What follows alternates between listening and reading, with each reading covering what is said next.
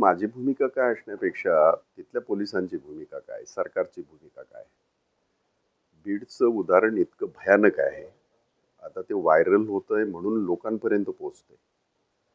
आणि ज्या पद्धतीने संतोषचा सुद्धा हे केला गेला, खून केला गेला. आणि बीडच्या त्या प्रकरणामध्ये 36 मर्डर झालेत, 1-2 नव्हे.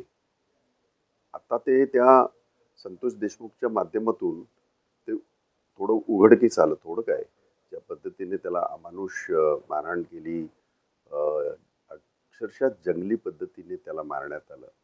त्यामुळे आता ते लोकांपर्यंत आलं आणि तिथल्या स्थानिक लोकांनी जो काय पुढाकार घेतला.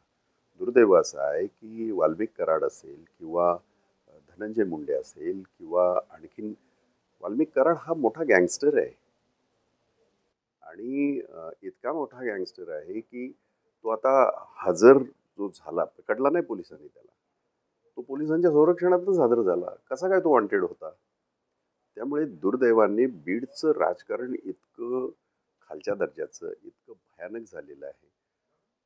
कधीही आम्ही इतकी वर्ष राजकारणात आहोत, तुम्ही सगळ्यांनी पाहिलं असेल, एखाद्या ठिकाणी धर्मामध्ये तेढ झाली, जातीमध्ये तेढ झाली, तर पोलीस पुढाकार घेऊन एकत्रितरित्या त्याच्यावर सगळीकडे मार्ग काढतात. आतापर्यंतची हीच प्रथा आहे. आपल्या महाराष्ट्राची तरी अशी आहे. दुर्दैव असं आहे की ज्यांच्याकडे गृह खातं आहे आणि जे मुख्यमंत्री आहेत, स्वतः देवेंद्र फडणवीस, त्यांना तरी वाटतं का हे सगळं शांत व्हावं.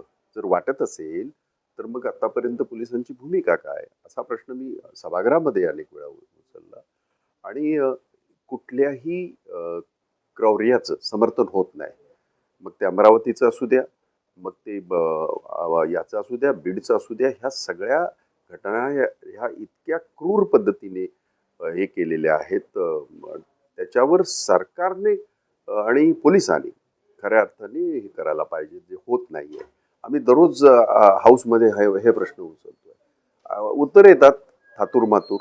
पण एखादी घटना अधिवेशना काळामध्ये घडल्याच्या नंतर त्याचं फार गंभीर असतं.